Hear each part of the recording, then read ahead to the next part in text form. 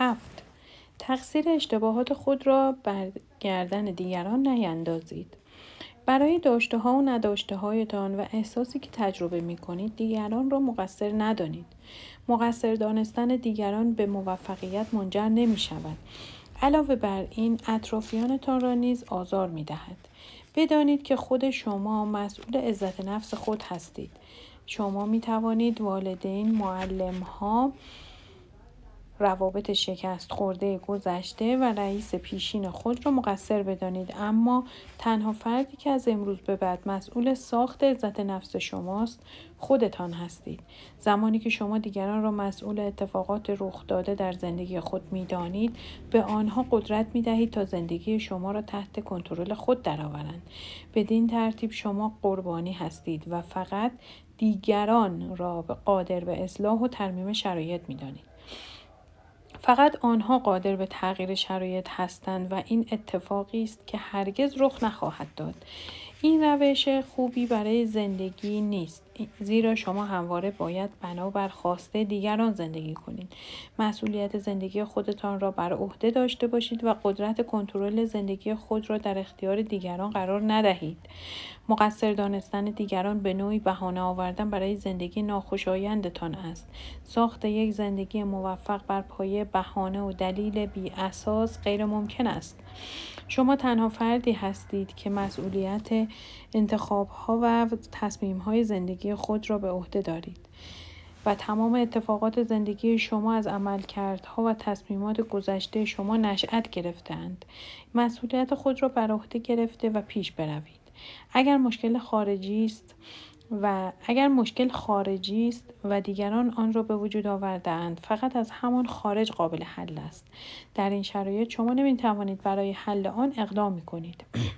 شما صرفاً قادر به حل مشکلاتی هستید که به شما تعلق دارند.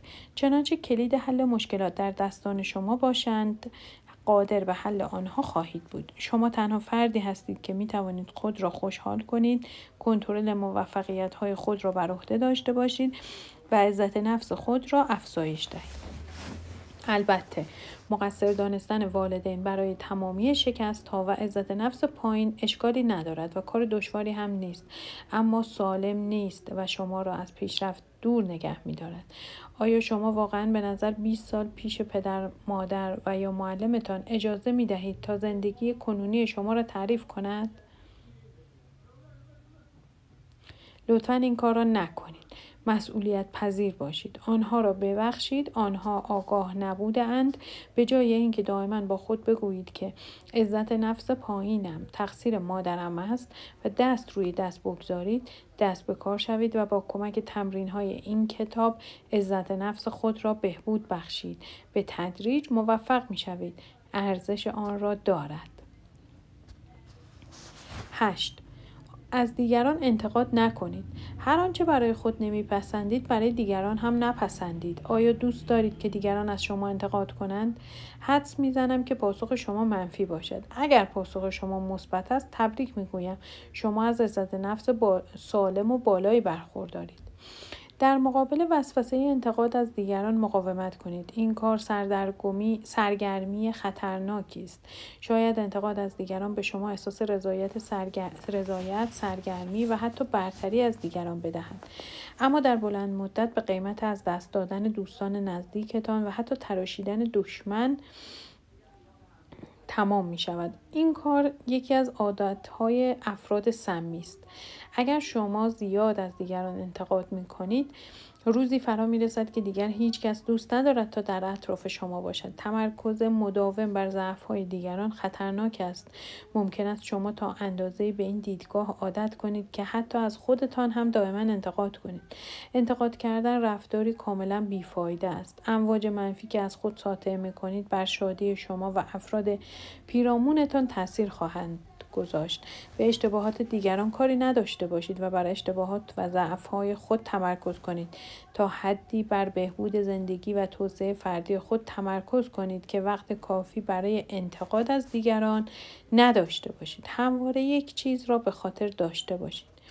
افراد آگاه و توانا دست به کار شده و تلاش می کنند و در مقابل افراد ناآگاه و ناتوان انتقاد می کنند. 9. از قضاوت کردن بپرهیزید. یکی از عادتهای سمی که باید در مسیر دستیابی به زندگی شادتر و موفقتر و برای دستیابی به عزت نفس سالم ترک کنید قضاوت دیگران است. قضاوت کردن با عادتهای بدی چون مقصر دانستن و شکایت از دیگران همراه شده و مانع شما در دستیابی به شادی و بهبود عزت نفس می شود. دیگران را بدون اینکه قضاوتشان کنید و یا انتظاراتی از آنها داشته باشید بپذیرید. پیش از قضاوت کردن دیگران خودتان را جای آنها بگذارید. همانطور که دوست دارید تا دیگران هم قبل از قضاوت کردن شما خودشان را به جای شما بگذارند. همه افرادی را که در طول مسیر زندگی خود می‌بینید مشغول مبارزه در میدان نبردی مخصوص به خود هستند و ما چیزی درباره مشکلات آنها نمی‌دانیم. در مقابل آنها هم اطلاعی درباره مشکلات ما ندارند. از قضاوت کردن دست بکشید و با دیگران همدردی کنید. 200 گفته را نیم کردار نیست، اما کار دیگری هم از دست شما بر نمی آید. آیا می دانید که با قضاوت کردن دیگران در واقع خودتان را قضاوت می کنید؟ همان چیزی از زندگی دیگران که شما را آزار می دهد در زندگی خودتان هم وجود دارد. پس به آنها فکر کنید. از عادات و رفتارهای بد دیگران که شما را آزار می دهند آگاه شوید و از آنها درس بگیرید. آیا بدقول بودن دوستتان شما را ناراحت می کند؟ آیا شما خوشقول هستید؟ یک بار یکی از دوستانم از کنسل کردن قرار ملاقات مراجعانش در دقیقه 90 شکایت داشت. اما چیزی که او هرگز به آن توجه نکرده بود این بود که او هم اغلب قرارهای ملاقات خود را در دقایق آخر به تعویق می اندازد. از عادتها و رفتارهای بد و آزاردهنده دیگران لیستی تهیه کرده و کمی در آنها تأمل کنید. کدام یک از این رفتارها و عادتها در شما هم مشاهده می شوند؟ 10. احساس گناه نکنید. احساس گناه کردن یکی از مخربترین احساسات است. دنیا مملو از افرادی است که دائما احساس گناه می کنند. بدتر از همه این که این احساس غیر ضروری است. من می توانم تمام این کتاب را به توصیف معایب این احساس اختصاص دهم. اگر فقط چند دقیقه احساس گناه کنیم و دوباره به زندگی معمولی خود برگردیم اشکالی ندارد، اما متاسفانه بسیاری از ما دائما این کار را انجام می دهیم. ما همواره برای هر اتفاقی احساس گناه می کنیم و این موضوع ضربه مهلکی به عزت نفس ما وارد می کند. اول از همه باید بدانیم که این احساس به جای تمرکز بر موفقیت‌های شما به اشتباهات شما متمرکز می شود و دوم این که احساس رنج‌آور گناه باعث تردید شده و این مشکل به نوبه خود برای عزت نفس شما مشکل آفرین است. چرا ما دائما احساس گناه می کنیم؟ چون در طول زندگی ما دائما در این شرایط قرار داشته ایم. از زمان کودکی ما، خانواده، دوستان، جامعه، مدرسه، کسانی که دوستشان داریم و مذهب آگاهانه یا ناخودآگاه کاری کردند که از طریق سیستم پاداش یا مجازات احساس گناه کنیم. از زمانی که کودک بوده ایم همه دائما رفتارهای بد ما را گوشزد می کردند و ما را با بچه‌های دیگری که رفتارهای بهتری از خود بروز می دادند مقایسه می کردند. احساس گناه کردن ما را تحت تاثیر قرار می دهد. آنها اسلحه هایی مانند همسایه ها چه فکری درباره تو می کنند، تو ما را شرمنده کردی، تو ما را ناامید کردی و ادبت کجاست استفاده می کنند. حتی کسی که دوستش داریم نیز گاهی میگوید اگر واقعا مرا دوست داشتی. سوی بد ماجرا این است که این رفتار در طول سالیان دراز به احساس گناه ما منجر می شود. حتی اگر هیچ کار بدی انجام نداده باشیم، علاوه بر این در طولانی مدت می توان احساس گناه را به توجه پیوند زد.